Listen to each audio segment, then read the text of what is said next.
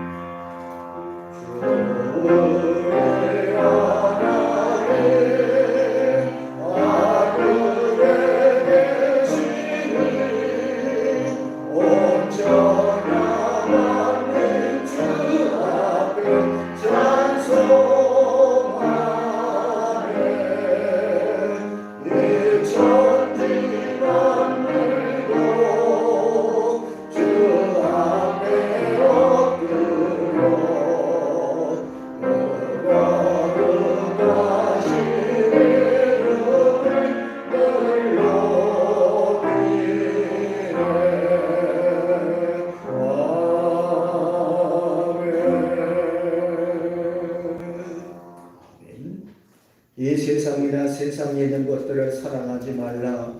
누구든지 세상을 사랑하면 아버지의 사랑이 그 안에 있지 아니하니 이는 세상에 있는 모든 것이 육신의 정욕과 안목의 정욕과 이생의 자랑이니 다 아버지께로부터 온 것이 아니요 세상으로부터 온 것이라.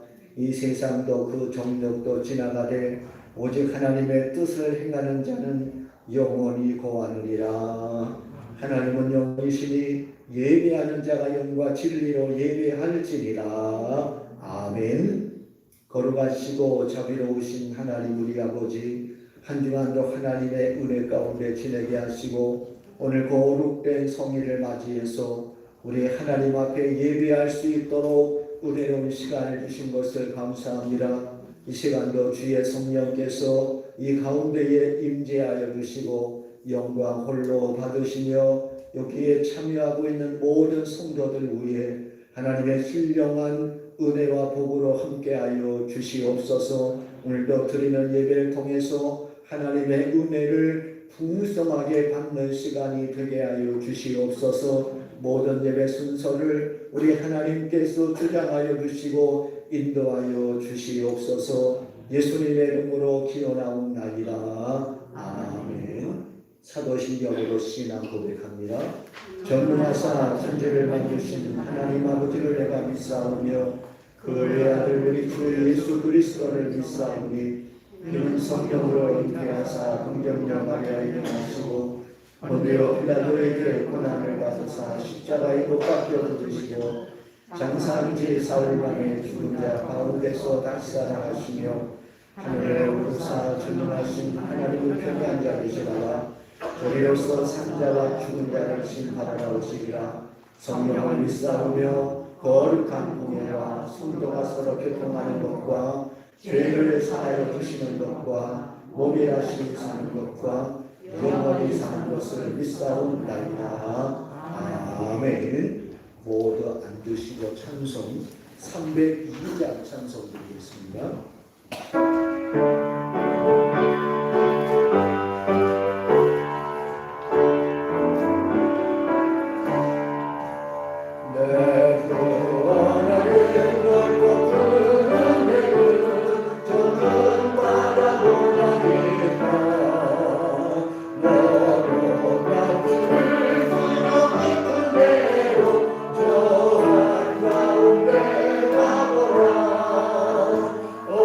Oh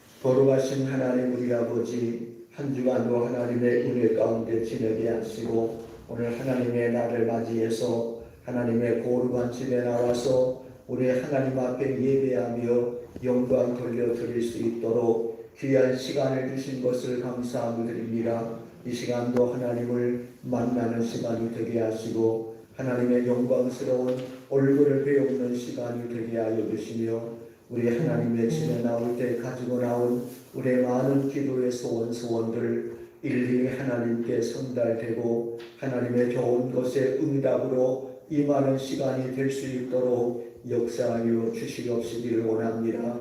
우리 주님께서 이곳에 주의 몸된 교회를 세우시고 오늘까지도 함께 하시고 인도하신 하나님 우리 아버지, 하나님의 교회가 힘들고 어려울 때 하나님의 순간순간 신이 되어 주셨습니다. 방패가 되어 주시고 피난처가 되어 주심으로 오늘까지 이렇게 평안하며 든든하게 세워질 수 있게 하신 것을 감사함을 드립니다. 우리 주의 교회가 주님 오실 때까지 더욱더 평안하며 든든하게 세워지게 하시고 주를 경외함과 성령의 의로로 진행해서 날마다 구원받는 백성들이 들어갈 수 있게 하시고 이 지역을 복음화시키는 데에 귀한 사명을 감당하기에 부족함이 없는 주님의 몸된 교회가 되어줄 수 있도록 은혜를 베풀어 주시옵소서. 코로나19의 사태로 인해서 이러하지 많은 죄악이 있사오나 이러한 코로나19로 인해서 우리의 믿음이 약해지지 말게 하여 주시고 오히려 더 용기 백배해서 하나님을 더 열심으로 찾는 저희들이 되게 하시고 하나님과 더 가까워지는 우리의 모든 삶이 되어질 수 있도록 은혜를 베풀어 주시옵소서. 하나님을 가까이 함이 우리에게 복이라고 말씀하신 하나님 우리 아버지, 복의 근원 되신 하나님, 온 천지 만물의 창조주가 되신 하나님을 더 가까이 모시고 그 하나님의 은혜를 사모하는 저희들 되게 하여 주시고 이러한 믿음을 가지고 하나님께 기도할 때마다 하늘문이 열려지게 하여 주시고 하나님의 좋은 것의 응답들이 우리의 삶의 현장 속에서 이루어지는 것을 날마다 보게 하여 주시고 우리 하나님께 영광 돌려드릴 수 있도록 은혜를 베풀어 주시옵소서. 우리 주일학교 어린 친구들이 하나님의 말씀 안에서 믿음으로 자랄 수 있게 하시고 저들에게 큰 꿈과 비전을 주셔서 장차 믿음으로 성장해서 하나님의 큰 일꾼 되게 하여 주시고 하나님의 교회를 짊어지고 나갈 믿음의 역군들이 되게 하시며 더 나아가서 나라와 민족을 위해서 큰 일을 이루어갈 수 있는 하나님의 거룩한 자녀들이 되어질 수 있도록 은혜를 베풀어 주시옵소서. 우리 모든 성도들의 가정들을 우리 하나님께서 기억하여 주시옵소서. 믿음의 반석 위에 든든하게 씌워질 수 있게 하여 주시옵소서. 가정의 인과 기도의 은혜가 임할 수 있게 하여 주시옵소서. 막혀있고 매여있는 모든 문제들이 날마다 하나님의 능력으로 풀어지게 하시고 해결되어지는 것을 경험할 수 있도록 은혜를 베풀어 주시옵소서. 육신의 약함 속에 있는 성도들을 주께서 긍휼히 여겨주시고 하나님의 능력에 오른손으로 오르만져 주시는 가운데에 주의 능력으로 치유되게 하시고 강건케 될 수 있도록 역사하여 주시옵소서. 나 여호와는 너희를 치료하는 하나님이라고 말씀하신 하나님 우리 아버지, 치료의 광선을 베풀어 주시고 육신의 모든 질병도 치유되며 마음의 모든 상함도 하나님 은혜 속에서 치유되게 하시고 영육 간에 강건하게 하루하루 살아갈 수 있도록 주께서 은혜를 베풀어 주시옵소서. 이 나라와 백성들을 하나님의 긍휼히 여겨주시고 하나님의 공의와 하나님의 정의가 이 땅에 바르게 세워지게 하여 주시고 우리 모든 의정자들에게 하나님께서 지혜와 총명과 명철으로 함께 하여 주셔서 어려운 모든 남북의 문제들을 지혜롭게 잘 풀어갈 수 있도록 역사하여 주시옵소서. 코로나19의 사태가 하나님의 능력으로 속히 종식되어지게 하여 주시옵시고 우리 모든 일상의 정상으로 회복되어질 수 있도록 역사하여 주시옵소서. 우리의 힘으로 능으로 감당할 수 없습니다. 전능하신 하나님이 일체오늘 지구촌을 불쌍히 여겨주시고 주의 능력으로 이 모든 약한 것들이 강해지게 하여 주시고 이 모든 것들이 주의 능력으로 치유되는 역사가 이루어지게 하여 주시옵소서. 남과 북이 얽혀있는 모든 문제들이 하나님의 능력으로 풀어지게 하여 주시고 남과 북의 통일이 하나님의 복음의 능력으로 이루어질 수 있도록 역사하여 주시옵소서. 입시를 앞두고 있는 사랑하는 자녀들이 있습니다. 하나님 저들에게 지혜와 총명과 명철함으로 함께하여 주시고 그동안 준비하며 갈고 닦은 모든 실력을 이번 입시를 통해서 아낌없이 발휘할 수 있게 하시고 주 안에서 좋은 열매가 이루어질 수 있도록 우리 하나님께서 복 내려 주시옵소서. 여러 가지 사정으로 오늘 예배에 참석하지 못하고 가정에서 영상으로 예배에 참여하고 있는 성도들 있는 곳에 우리 하나님이 함께하여 주시고 동일한 은혜와 축복으로 역사하여 주시옵소서. 모든 예배 순서를 우리 하나님께서 주장하여 주시기를 간절히 원하옵고 믿사오며 예수님의 이름으로 기도하옵나이다. 아멘.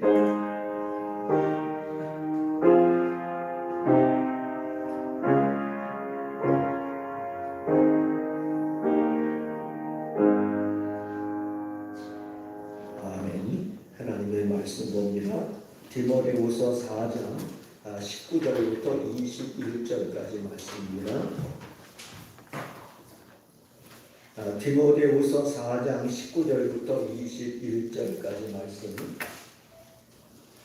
신약성경 347면이 되겠습니다. 디모데후서 4장 19절부터 21절 우리가 같이 한 목소리를 함께 공독합니다. 하나님의 말씀입니다. 보리스가와 아둘라와 및 오네시모로의 지den분 하나라. 에라스더는 고린도에 머물러 있고 드로피모는 병들어서 밀레도에 두었느니 너는 겨울 전에 어서 오라. 으글라와 부데와 리나와 클라우디아와 모든 형제가 다 내게 문안하느니라. 아멘. 할렐루야. 우리 옆에 있는 분들하고 함께 인사하고 말씀 듣습니다. 잘 오셨습니다. 은혜 받으세요. 그렇게 인사하세요. 잘 오셨습니다. 오늘도 함께 은혜 받는 시간 될 수 있기를 바랍니다. 오늘 말씀의 제목으로 겨울이 오기 전에 이러한 제목으로 말씀을 증거하면서 함께 은혜 받는 시간을 갖도록 합니다. 우리가 잘 알고 있는 이석 우화 가운데 개미와 배짱이라는 재미있는 우화가 있습니다.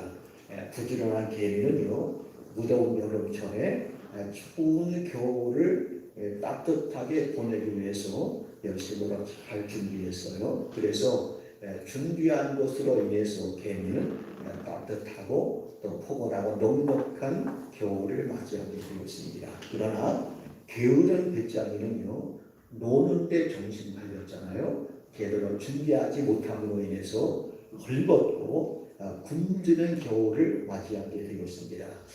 개미와 배짱이의 우화는요 준비된 사람과 준비되지 않은 자의 삶의 열매가 얼마나 큰 차이가 있는가에 대해서 우리에게 잘 교훈하고 있는 이야기입니다. 오늘이 11월 15일 11월 셋째 주일을 맞이했습니다. 우리가 이 11월 셋째 주 11월 중순을요 시기적으로 겨울을 준비하는 계절이라고 할 수 있습니다. 오늘도 우리 교회 바로 옆에 집에서 김장을 하더라고요. 어제도 하고 오늘 이틀 동안 하더라고요. 김장을 여러분 하셨습니까? 우리가 겨울철이든 11월 말 정도 되면 김장을 하게 됩니다. 추운 겨울에 맛있게 먹을 김장을 정성껏 담가서 겨울에 맛있는 김치를 먹게 되기로 추운 겨울을 따뜻하게 보내기 위해서 우리는 방한복을 준비합니다. 그리고 방한 모자도 준비하고 또 때로는 방한화 아주 따뜻한 방한화도 준비하면서 겨울을 준비하게 됩니다. 겨울 준비는요 사람만 하는 것이 아니지요. 미물의 짐승도 겨울을 준비합니다. 겨울철이 되면 가을철이 되면은 많은 그러한 짐승들이 털갈이를 하는 것을 보게 됩니다. 짐승들이 털갈이를 하는 이유는 여러 가지 이유가 있겠지만 그 중에 한 가지는요, 자기 몸을 더 따뜻하게 보호하기 위해서 털갈이를 한다는 겁니다. 오랫동안 가지고 있는 털은요, 보온력이 많이 떨어집니다. 그래서 우리가 이제 털은 오리털 이런 것도 처음에는 참 따뜻한데 3년, 4년 지나면은 보온력이 떨어지잖아요. 짐승의 털도 마찬가지라고 합니다. 그래서 가을철 되면은 털갈이를 해서 더 따뜻한 보온력을 기르게 된다는 것입니다. 여름철에 우리가 자주 볼 수 있는 그 새 가운데 제비가 있습니다. 제비. 이 제비가 여름철에 봄에 왔다가 요즘 같으면 제비를 볼 수가 없습니다. 제비가 어디 갔습니까? 강남 갔다고 하잖아요. 강남. 제가 어릴 적에 제비가 강남 갔던 제비가 돌아왔다. 이 강남이라는 곳이 서울 강남으로 생각했습니다. 그런데 이 서울 강남이 아니고 중국의 남쪽 그쪽이 강남이라고 그러거든요. 여기에서 중국의 강남까지 비행기로도 오랫동안 갈 수 있는데 어떻게 미국의 제비가 내비게이션도 없이 강남까지 날아갈 수 있는가? 그 서해바다를 건너서 지는 데도 없잖아요. 근데 참 이것도 하나님께서 주시는 은혜라고 할 수 있습니다. 추운 겨울이 되니까 제비들이 다 강남으로 날아간단 말이죠. 제비의 월동 준비라고 할 수 있습니다. 여러분, 나무들도 겨울 준비를 하게 됩니다. 아름답게 물들었던 단풍이 다 떨어지게 되고 이제는 앙상한 가지만이 남는 그러한 시대가 되었습니다. 여름에는 참 푸르렀던 나무였습니다. 그런데 가을이 되면서 울긋불긋 단풍이 됩니다. 그리고 더 쌀쌀해지는 단풍이 다 떨어지고 가지는 나무는 앙상한 가지만 남는 거예요. 푸르렀던 나무가 단풍이 들고 단풍이 떨어지고 앙상한 가지가 남는 이 일련의 모든 과정을요, 나무의 월동 준비라고 할 수 있습니다. 푸른 나뭇잎 가지고 겨울 맞이할 수 없잖아요. 그래서 다 이게 겨울을 하는데 필요하지 않은 것은 다 떨어져 버리고 아주 단단한 가지만 남아있단 말이죠. 지금은 죽은 것 같지만은 봄이 되면 거기에서 또 싹이 나고 또 푸른 잎이 돋아나는 것을 보면서 저 나무도 월동 준비하는구나, 이렇게 우리가 받아들일 수가 있습니다. 그래서 추운 겨울을 준비하는 것은요, 사람도 준비하고 밀물의 짐승도 준비하고 식물도 준비하고 하나님이 창조하신 모든 피조 세계는 다 겨울을 준비하고 있는 공통점을 가지고 있는데, 근데 겨울이라고 했을 때 우리가 두 가지의 의미에서 겨울을 좀 생각할 수 있습니다.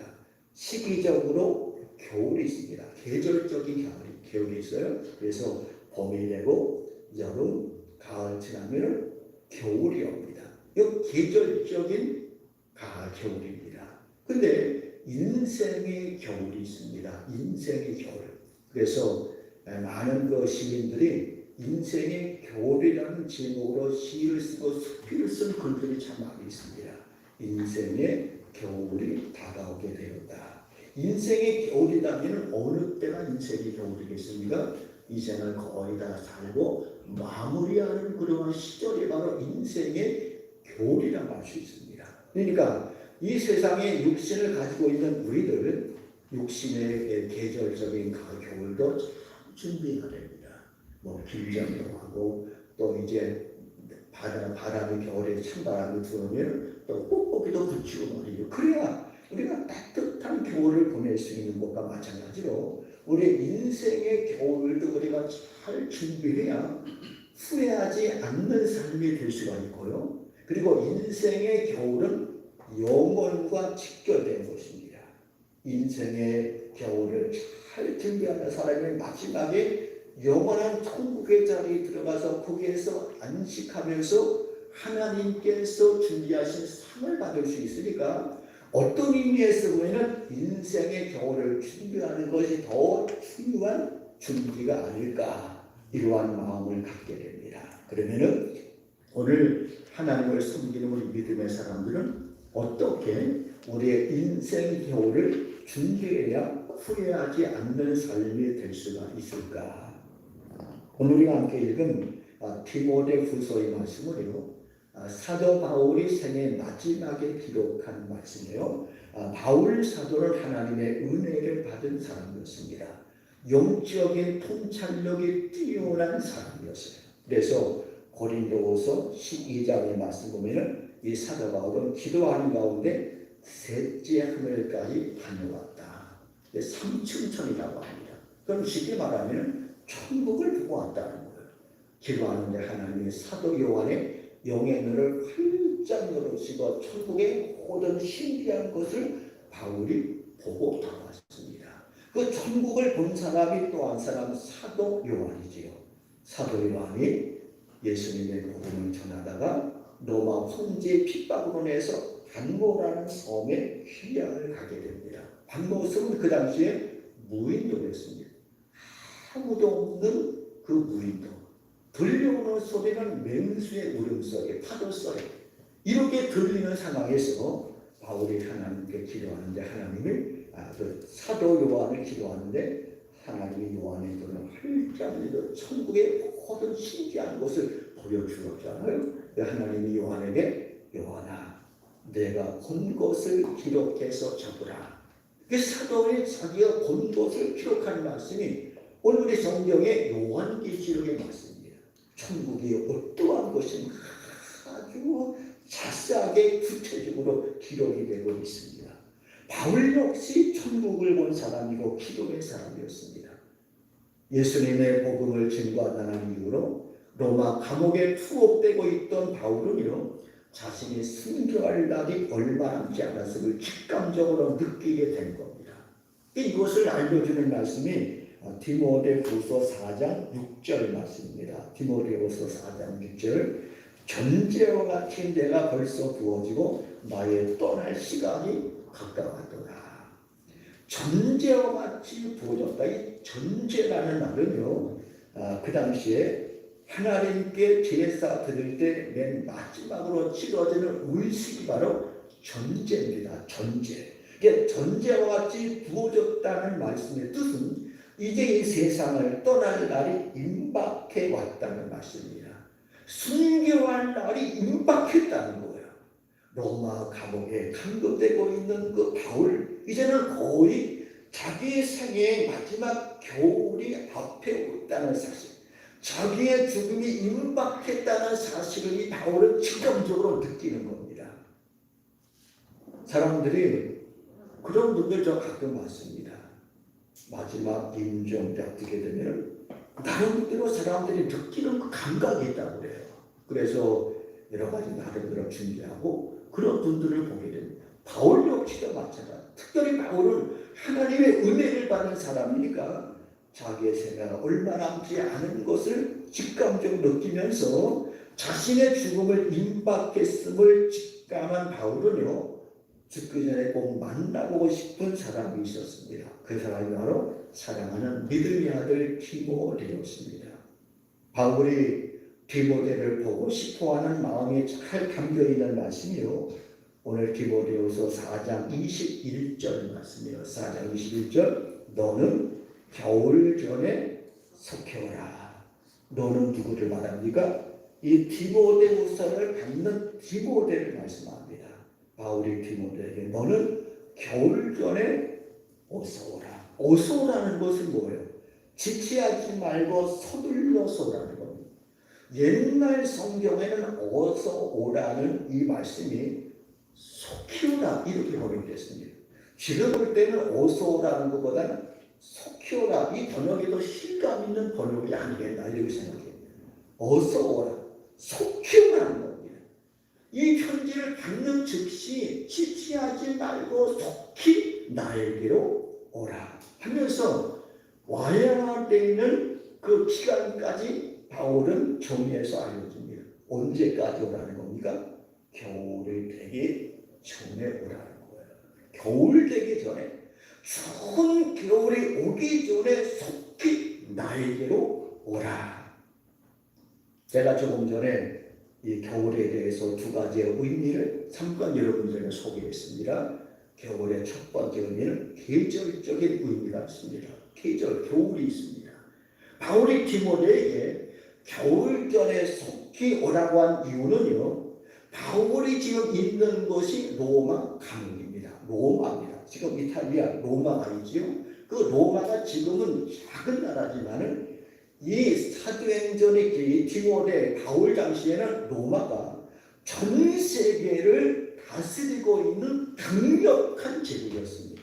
지금의 유럽 전체가 로마 제국이었어요. 로마가 다 통치하고 있었습니다. 그러니까 이러한 로마의 감옥에 감금되고 있는 바울, 그러나 이 편지를 받는 디모데는 어디에서 이 디모데서의 편지를 받고 있는가 하면요, 소아시아 지역에서 선교하고 목회하는 디모데였습니다. 이게 소아시아는 어디를 의미한다고 했습니까? 지금의 우리 아시아가 아니고 소아시아는 그 당시에 지금의 터키 서부 지역이에요. 서부 지역.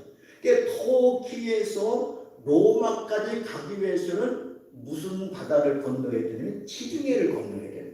지중해를 건너야 그리스를 지나고 로마까지 갈 수가 있는 거예요. 그런데 이러면 겨울이 되면 날씨가 춥잖아요. 그리고 얼음이 땡땡 올 수 있습니다. 얼음이 얼고 또 겨울에 눈보라가 막 몰아치면은 배가 항해할 수가 없고 출항할 수가 없습니다. 그 겨울이 되면은 이 디모데가 바울 사도가 있는 그 로마까지 갈 수 있는 교통편이 막혀져 버리는 거예요. 뭐 지금은 비행기 타고 갈 수 있겠지만 옛날에 비행기가 어디 있습니다. 걸어가야 되고 그리고 또 바다가 있으면은 배 타고 가야 돼. 이러한 상황입니다. 그러니까 겨울전에 속히오라는 것은 계절적으로 추운 겨울이 오면은 나에게로 오는데 굉장한 장애가 되니까 지금 속히 지체하지 말고 오라는 그러한 말씀이에요. 그리고 겨울이라는 용어의 또 한 가지 의미는요, 인생의 겨울이라고 했잖아요. 그 죽음을 의미하는 시기를 말합니다. 바울이 로마 감옥에 투옥이 되고 있습니다.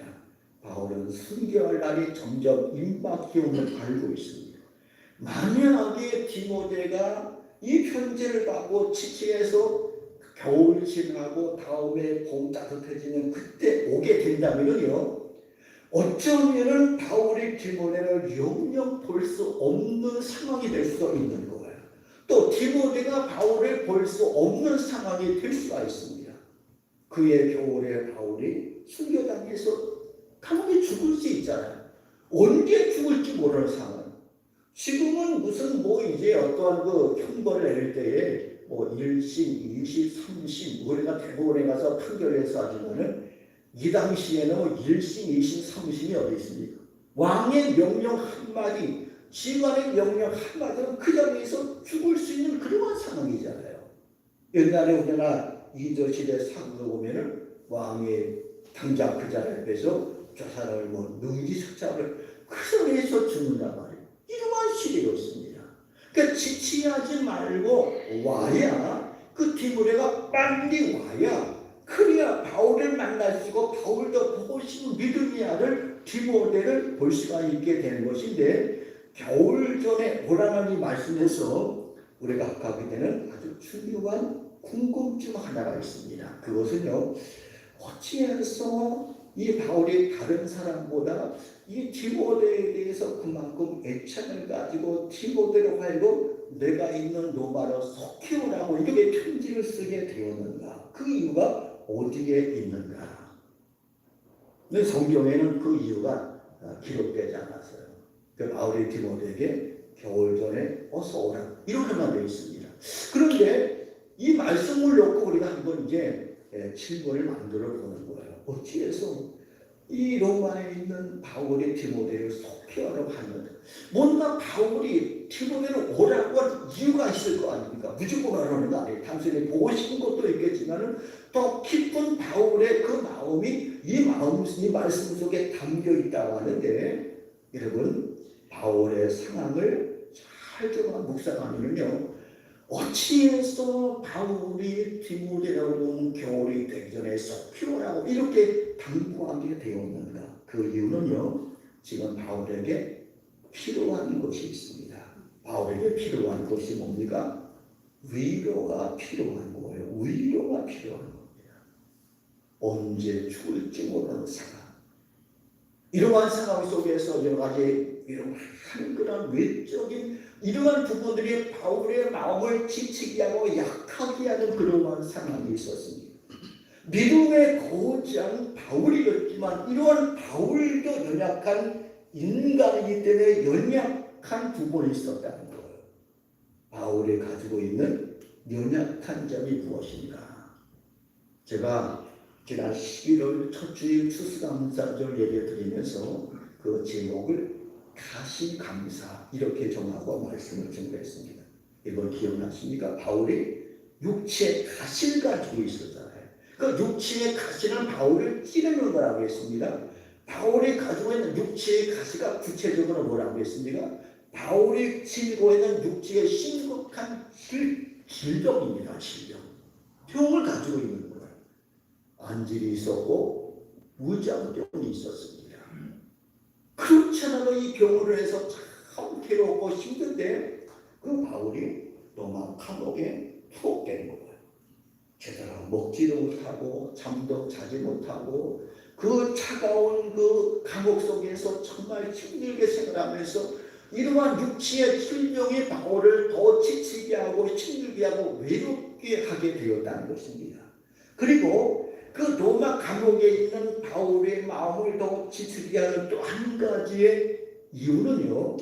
오늘 디모데후서 4장 10절 말씀에 그 이유가 나옵니다. 4장 10절 말씀 보세요. 대만은 이 세상을 사랑하여 나를 버리고 데살로니가로 갔고 그레스게는 갈라디아로 디도는 달마디아로 갔다.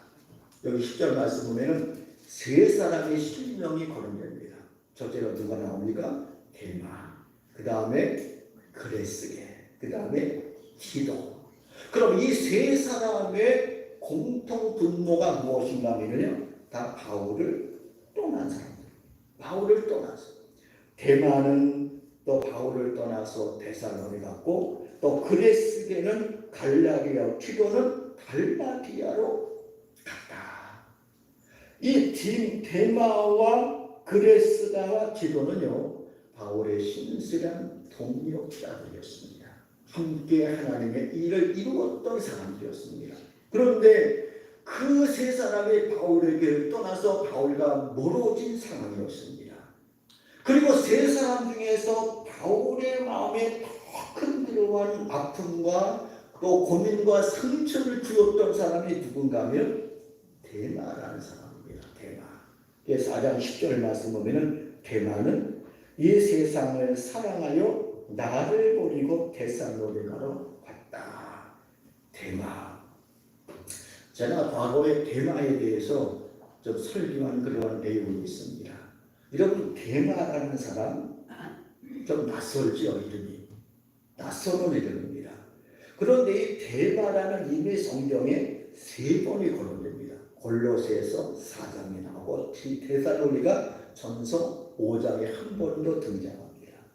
우리가 데마라는 사람의 좀 낯설은 이름이어서 별 대수롭지 않게 여길 수 있는 사람이었지만은요, 골로새서 4장 14절 말씀 보면은 이 사도 바울의 골로새서를 기록하면서 두 사람의 이름을 거론합니다. 누가 사랑받는 의사 누가와 또 데마가 너희에게 문안하느니라. 이게 누가 나옵니까? 누가가 나옵니다. 누가는 사랑받는 의사였습니다. 의사. 직업이 의사였다고 회심하고 선교사라고 헌신한 사람입니다.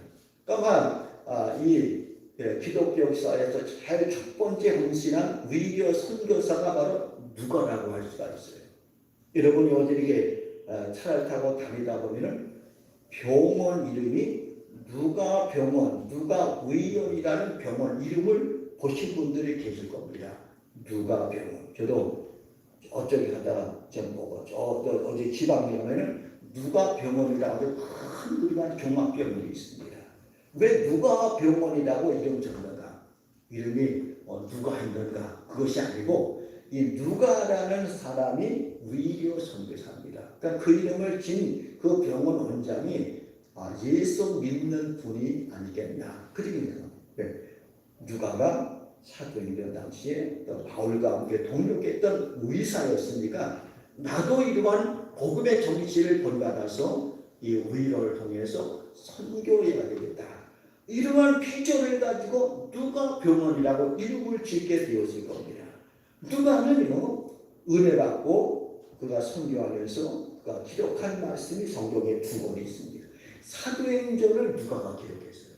그리고 또 누가복음을 누가 기록했습니다. 굉장한 사람이요. 의사이면서 선교에 힘썼고 성경을 2권이나 기록한 성경 저자였습니다. 바울의 오른팔 역할을 했던 분이 누가라고 하면은 바울의 왼팔 역할을 했던 사람은 바로 데마였습니다. 데마. 그런데 바울이 누가는요 오늘 디모데후서 4장 11절 말씀은 누가만 나와 함께 있습니다. 누가는 마지막까지 바울과 함께했어요. 마지막까지. 바울이 로마 감옥에서 순교하는 그 마지막까지 누가는 바울에게들 떠나지 아니하고 바울과 함께 기도하고 바울과 함께 주님을 섬기고 동역했던 믿음의 사람 누가였습니다. 그런데 불행히도 데마는요 이 세상을 사랑하여 나를 버리고 데살로니가로 갔다. 데마는 무엇을 사랑했습니까? 이 세상을 사랑하여. 세상. 여러분 세상의 개념도 성경이 좋아집니다. 요한복음 3장 16절 말씀에 하나님의 세상을 이처럼 사랑하사 독생자를 휘었으니 말씀이에요. 여기에 언급되고 있는 세상은요 하나님의 창조하신 모든 피조 세계를 의미하고 있는 세상입니다. 이 세상 속에는 저와 여러분도 여기 함께 포함되고 있는 거예요. 이러한 세상은 우리가 가까이 해야 될 세상이고 사랑해야 될 세상입니다. 하나님이 세상을 사랑해서 독생자 예수 그리스도 보내주셨잖아요. 우리를 사랑하신 하나님의 사랑입니다. 이 세상은 사랑해야 될 세상. 그런데 이러한 세상의 개념과 정반대의 세상이 성경에 나옵니다. 제가 예배 부름에서 읽어드린 요한일서 2장 15절 말씀입니다. 이 세상이나 세상에 있는 것들을 사랑하지 말라. 누구든지 세상을 사랑하면 아버지의 사랑이 그 안에 있지 아니한다. 여기 언급되고 있는 세상, 이 세상은요 사단의 다스림을 받는 세상입니다. 마귀의 통치를 받고 있는 세상입니다. 이러한 세상은 뭐라고 했습니까? 사랑하지 말라. 사랑하지 말라. 멀리해야 될 세상입니다. 멀리해야 될 세상. 이러한 세상을 가까이하고 이러한 세상과 함께 동화된 삶을 살면 이러한 사람에게서 맺어지는 열매가 무엇인가 하면 육신의 정욕과 안목의 정욕과 이생의 자랍니다. 이러한 것은 하나님께로부터 온 것이 아니고 세상으로부터 온 것이다. 세상으로부터 하는 것 마귀의 사단으로부터 근원이 마귀의 사단이라는 것입니다. 욕심, 탐욕, 방탕 이러한 것의 근원은 사단입니다. 사단. 하나님이 주신 것이 아니에요. 마귀 사단의 다스림을 받으니까 이러한 열매가 맺어지게 되는 겁니다. 그런데 데마는 이 세상을 사랑했다. 데마가 사랑한 세상이 어떠한 사람입니까? 하나님의 창조하신 모든 세상 이것이 아니고 요한일서 2장이 나오는 이 세상 마귀의 다스림 받는 세상, 정욕과 안목과 이생의 장르로 가득한 이러한 세상. 데마는 이 세상을 사랑했다는 걸 사랑했습니다. 가까이 하지 말아야 될 세상. 이러한 세상 우리 예수 믿는 사람들이 은혜 받고 다스리고 하나님의 복음으로 바르게 세워야 될 세상인데 이러한 세상을 사랑해서 이 세상과 동화되어서 결국엔 데마는 바울을 버리고 데살로니가로 갔다. 바울을 버렸다는 것은 누구를 버렸다는 겁니까? 바울이 믿었던 하나님 예수 그리스도를 버렸다는 거예요. 사명을 버렸다는 겁니다. 하나님을 떠났다는 겁니다. 그러한 속담이 있어요. 기대가 크면 또 뭐가 크다는 겁니다. 실망도 크다는 속담이 있습니다. 기대가 크면은 실망도 큰 거예요. 디모데야, 이 대마에 대한 기대가 참 큽니다. 함께 끝까지 동역해서 영원한 천국에 함께 가기를 이러한 기대하는 마음이 바울에게 있는 거예요. 그런데 기대가 한순간에 무너져 버렸습니다. 대마가 세상을 사랑해서 바울을 떠나고 하나님을 떠나고 사모의 자리를 떠나고 다른 곳으로 가버렸습니다. 이 대마를 생각할 때 바울의 마음에 굉장히 아픔이 있는 거예요. 고민이 있습니다. 지쳐가는 겁니다.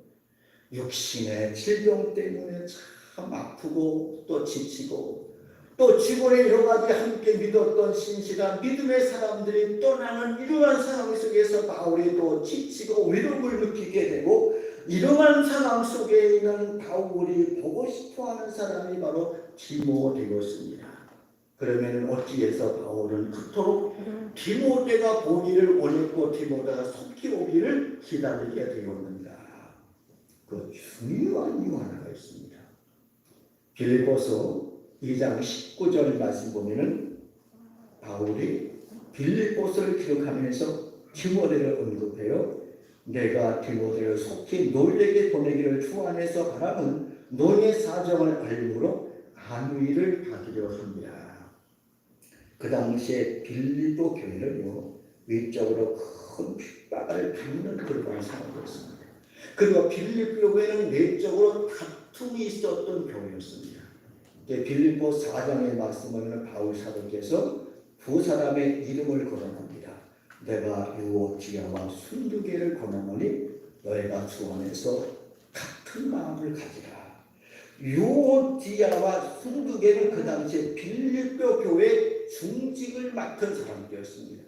여자 성도였는데 요즘식으로 하면은 권사님 정도 되는 빌립보 교회를 세워서 빌립보 교회를 참으로 모든 것을 잘 관리하면서 온심했던 유오디아 순두계. 그런데 두 사람이 뭔가 일로 인해서 서로 다투어서 서로 부절되고 피방하는 상황이 되었습니다. 교회 중직자 두 사람이 서로 피방하면서 이렇게 되니까 교회 분위기가 다운될 수밖에 없는 것이지요. 교회들이 참 힘든 거예요. 외적으로 핍박이 있고 내적으로 교회도 참 여러 가지 사람들의 갈등, 그래서 한쪽에 유오디아 편에 서는 사람이 있고 또 순두계 편에 서는 사람이 있고 서로 더 갈등하게 되고 이렇게 되니까 이 바울이 이 소식을 듣고 이 빌립보 교회의 어려운 사정, 이 상황을 좀 누가 가서 위로하면서 이 사정을 좀 잘 정리해 줄 수 있어야 될 것인가 생각하고 그때 바울이 택한 사람이 디모데였습니다. 디모데. 그래서 디모데를 내가 너에게 보내는 것은 너의 사정을 알므로 안위를 받으려면 안위라는 것은 다른 말로 하면 위로를 말하고 너희를 위로하기 위해서 너희를 위로하기 위해서 내가 너희에게 디모데를 보내겠다. 그러니까 디모데는요 위로의 은혜를 받은 사람이에요. 위로의 인사를 받은 사람입니다.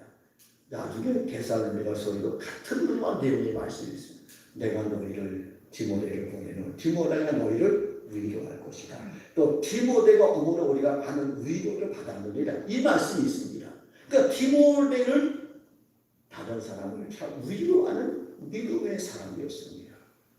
바울이 육체적으로 힘들고 함께 했던 사람들이 떠나고 이래서 여러 가지 지쳐있는 상황 속에서 디모데를 겨울이 전에 속히 오라. 어떠한 바울의 마음이 여기에 담겨있는 겁니까? 바울도 지금 위로받고 싶다는 거예요. 위로받고 싶다는 거예요. 내가 참 어려운데 나를 진정으로 위로하고 나를 이해해 줄 사람이 누구인가? 디모데입니다. 디모데. 그 디모데를 겨울 전에 속히 오라고 이렇게 당부하고 있는 거예요. 위로받고 싶은 바울의 마음을 통해서 배우는 중요한 교훈이 있습니다.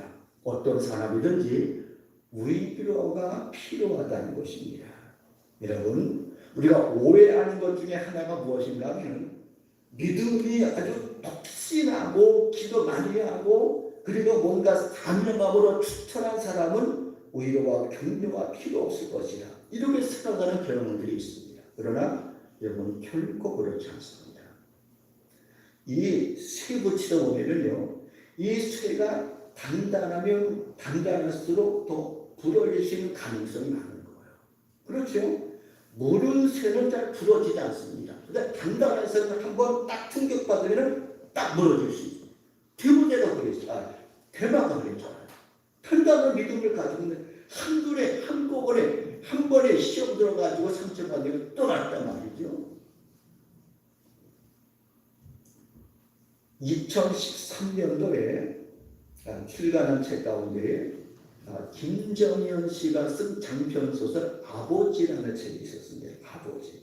이제 13년이 한 7, 8년, 7년 됐거든요. 이 아버지라는 책이 출간돼서 그의 베스트셀러가 됐습니다. 그리고 이 아버지라는 책으로 통해서 땅에 많은 그런 아버지들이 그 책을 읽고 정말 눈물을 흘리면서 굉장히 위로를 받았던 책입니다. 자녀들이 이 아버지의 책을 읽고 그동안 생각하지 못했던 아버지에 대해서 이해하면서 아버지를 정말 더 가까이 하고 위로하는 그러한 가정의 자녀들이 된 그 동기를 기부한 책이 바로 아버지라는 책입니다. 여러분, 아버지. 자녀들 입장에서는 아버지는 강하신 분, 힘 있는 분, 어떠한 어려움이 있더라도 이처 해결나갈 듯 이렇게 생각한단 말이죠. 그런데 그 아버지에게도 아픔이 있더라는 거예요. 그 아버지에게도 굉장히 외로움이 있고 고독함이 있다는 거예요. 그것을 이 김정현 작가가 아주 잘 시원하게 정말 리얼하게 알펴내서 이 책을 읽고 많은 사람들이 은혜를 받고 이 책이 각색이 되어서 연구가 나오기도 하고 들어와도 이렇게 그 편집된 그런 것을 제가 기억합니다. 바울은 강한 사람이었습니다. 믿음이 튼튼한 사람이었습니다. 죽음을 각오한 사람이었습니다. 그러나 그들 역시 연약한 인성을 가지고 있는 사람이었다는 것을 기억해야 됩니다. 여러분, 예수님이 심히 고민하고 또 권면했다는 사실을 여러분이 알고 계십니까? 하나님의 아들 되신 예수님. 그건 어떠한 시험, 어떠한 역정을 쓰고 나 스스로 애증을 나갈 수 있는 강하신 분이에요. 우리가 이렇게 이해를 합니다. 그런데 예수님도 심히 고민하실 때가 있었습니다. 십자가 앞에 두신 예수님이 십자가를 지시기 전에 이제 베드로, 야고보, 요한 세 친아들 들고 겟세마네 동산에 올라갔습니다. 그리고 세 제자에게 자신의 심정을 솔직하게 털어놓으면서 기도 부탁을 하게 되는데 마태복음 27장 37절 38절 말씀 보면은 베드로와 세베대의 두 아들을 데리고 가실 때 고민하고 슬퍼하사 그에게 말씀하시되 내 마음이 심히 고민하여 죽게 되었으니 너희는 여기 머물러 나와 함께 깨어 있으라. 예수님께서 세 제자에게 당부하신 말씀입니다. 내 마음이 심히 고민하여 죽게 되었다. 십자가를 앞에 두신 예수님. 그 십자가의 고난이 얼마나 크고 아프다는 걸 주님은 알고 계셨습니다. 그 십자가를 앞에 두신 예수님께서 사랑하는 제자들에게 당부하신 분, 내가 심히 고민을 죽게 되었으니까 나를 위해서 기도해달라. 예수님도 제자들의 기도 부탁을 했다는 사실입니다. 구약을 대표하는 선지자가 엘리야 선지자입니다. 갈멜 산상의 엘리야, 850명의 기도대결에서 승리한 엘리야. 그런데 그들 역시 지치고 힘들 때가 있었습니다. 아합과 이세벨의 핍박으로 해서 너무 힘들 때 엘리야는 광야로 도망가고 그 롯된 나무 아래에서 엘리야가 기도한 내용이 있습니다. 하나님, 너무나 힘듭니다. 차라리 내 생명을 거둬 주시길 바랍니다. 죽길 구했다고 했어요. 내 생명을 차라리 거둬달라는 겁니다. 너무나 힘드니까, 너무나 지치니까 그 위대한 그 선지자 엘리야 입에서 하나님 내 생명을 좀 거둬주시길 바랍니다. 이렇게 기도를 했다는 거예요. 기도하는 엘리야의 하나님께서 꿈에 환상으로 나타나서 엘리야의 거친 마음을 어루만져 주시고 엘리야가 힘을 얻고 용기를 얻어서 달려갈 수가 있게 되었습니다. 바울도 역시 마찬가지예요. 미국의 32대 대통령을 역임했던 루즈벨트 대통령이 있습니다. 이분은요, 미국의 대통령 역사 가운데 4선을 한 분입니다. 4선. 대통령을 4번 역임한. 트럼프는 이걸 한 번, 이제 지난번에 한 번 하고 이제 재선에서 실패했는데, 루즈벨트는 4번 대통령에 당선되어서 대통령 역임했던 분입니다. 그런데 이 루즈벨트 대통령이 주지사 시절에 왕성하게 활동했던 그러한 시기에 39살이 되었을 때 소아마비가 오게 됩니다. 소아마비. 1930년대 이제 활약했던 분인데 그 당시에 소아마비를 알아서 결국에는 장애인이 되었습니다. 다리를 제대로 쓸 수 없는 장애인이 되었어요. 그래서 여러분 인터넷에 들어가서 루즈벨트를 검색하면 요즘에 항상 목발을 짚고 나온 사진이 거의 많이 걸려 있습니다. 39살에 소아마비를 알았어요. 목발을 짚고 대통령 직임을 감당했거든요. 이 루즈벨트가 장애인이 되어서 이제 대통령 출마해서 선거 유세하는데 반대편의 사람들이 계속해서 루즈벨트를 모함하고 비방합니다. 저 젊은말이 저 루즈벨트가 무슨 대통령이 될 수 있냐 말이지. 저 불구자가 뭘 할 수 있냐 하면서 막 비방하니까 루즈벨트가 너무나 힘들지요. 너무나 힘듭니다. 그래서 지쳐가지고 방에서 누워있는데 그의 아내가 어느 날 이제 비가 많이 와고 찬찬한 날씨가 있었죠. 날씨가 폐천이 됐습니다. 그래 남편 루즈벨트를 휠체어에 태우고 정원에 나가서 산책하면서 이 아내가 남편 루즈벨트에게 이러한 말을 합니다. 여보, 비가 온 뒤에는 반드시 이렇게 밝은 날이 오게 되는 거예요. 당신도 마찬가지입니다. 우리 조금만 더 참읍시다 하면서 아내의 위로의 말, 이것이 루즈벨트에게 큰 힘이 되고 위로가 되어서 다시 일어나서 대통령 유세하고 32대 대통령이 되고 크게 4번이나 대통령이 당선되어서 이렇게 됐습니다. 그 당시에가 1929년 세계 경제 대공황이 왔던 시대입니다. 완전히 세계 경제, 미국 경제가 완전히 바닥을 칠 때에 루즈벨트가 누딜 정책이라는 정말 전후무한 위대한 정책을 써서 그 바닥을 치던 미국 경제를 회복시켜 주었던 아니 바로 루즈벨트 대통령이었습니다. 여러분, 위로의 말 한마디. 대통령에게도 위로가 필요하고 바울 같은 믿음의 사람에게도 위로가 필요했고 오늘 우리도 마찬가지라고 할 수 있습니다. 코로나19로 인해서 참 우리가 살기 어려운 그러한 시대 속에서 정말 우리 시대에 정말 우리에게 더 필요한 것이 뭔가?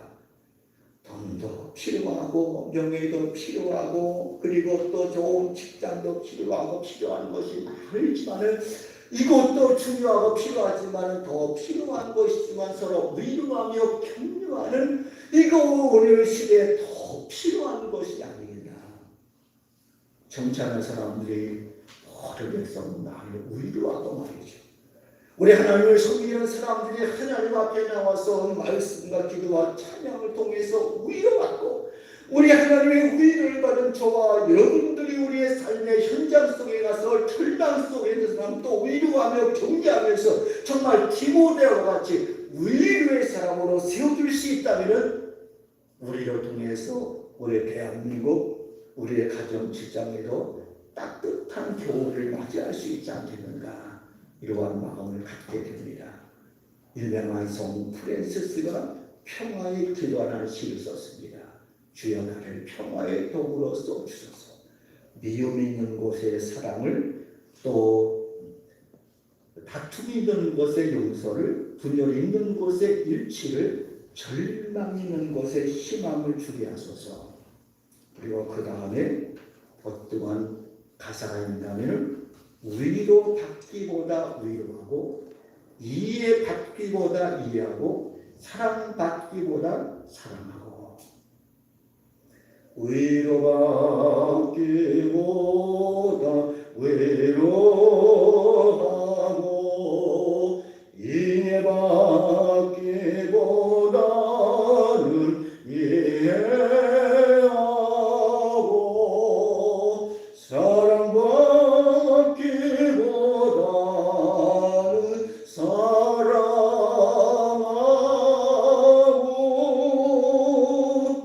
아멘. 이러한 하나님의 사랑은 헐 휘어져서 오늘 저와 여러분을 통해서 우리 사회가 또 따뜻하게 다가가는 데 귀한 역할을 감당할 수 있는 우리 모두가 될 수 있기를 주님의 이름으로 축복합니다. 아멘. 기도합니다. 거룩하신 하나님, 오늘 디모데와 같이 많은 사람을 위로하며 격려하는 믿음의 사람들로 세우셔서 나를 통해서 우리 가정과 우리 교회와 우리의 직장과 나라와 민족이 더욱더 따뜻함으로 이루어질 수 있도록 은혜를 베풀어 주시옵소서. 예수님의 이름으로 기도하옵나이다. 아멘. 찬송 330장 찬송 드리면서 공헌하겠습니다.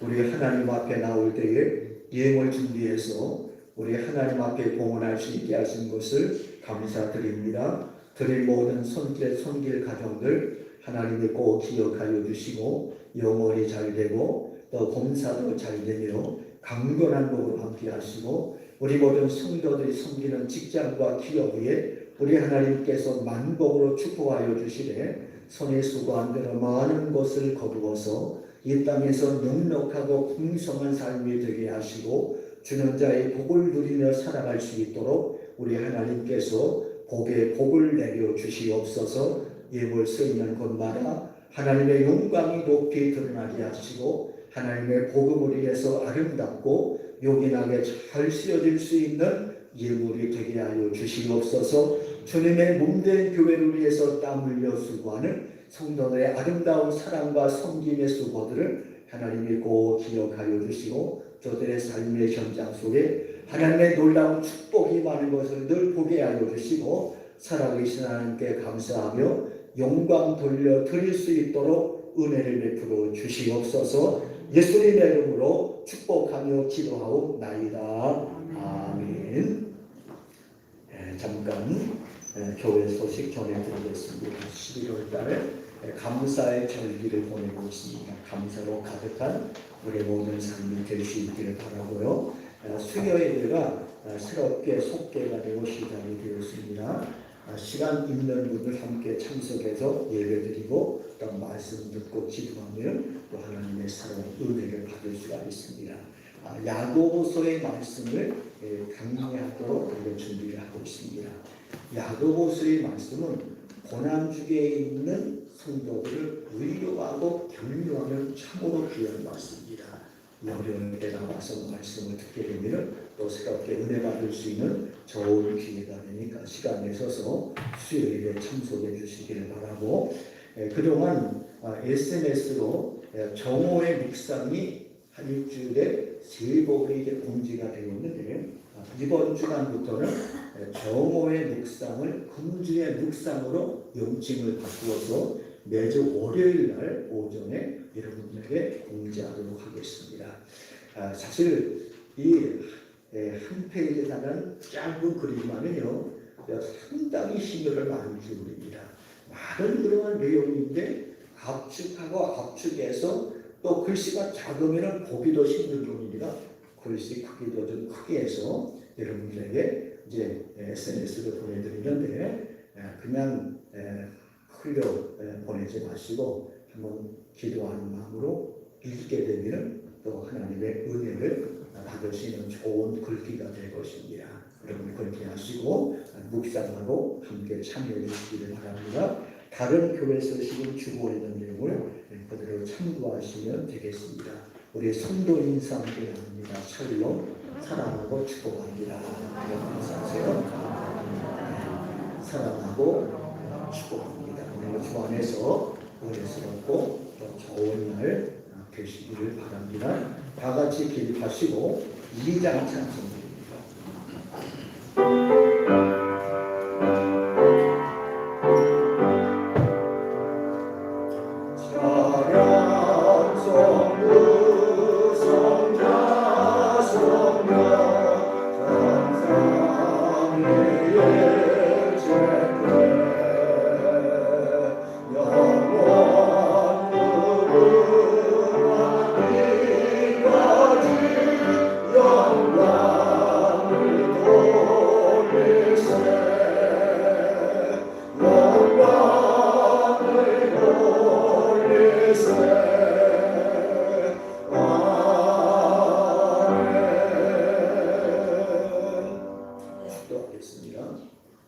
지금은 교회의 모래가 되시며 복의 근원 되신 우리 주 예수 그리스도의 크신 은혜와 하나님 아버지의 무한하신 사랑과 성령의 감화 감동 위로 충만하시는 정이 오늘도 하나님의 거룩한 집에 모여서 우리 하나님 앞에 예배하며 말씀을 듣고 디모데와 같이 많은 사람을 위로하며 격려하는 가운데 이 땅에 하나님의 거룩한 나라를 이루어 가기를 소원하며 다짐하는 우리 온 성도들 머리머리 위에와 이들의 가정과 자녀와 산업들 위에 이제로부터 영원토록 함께 있을지어다. 아멘.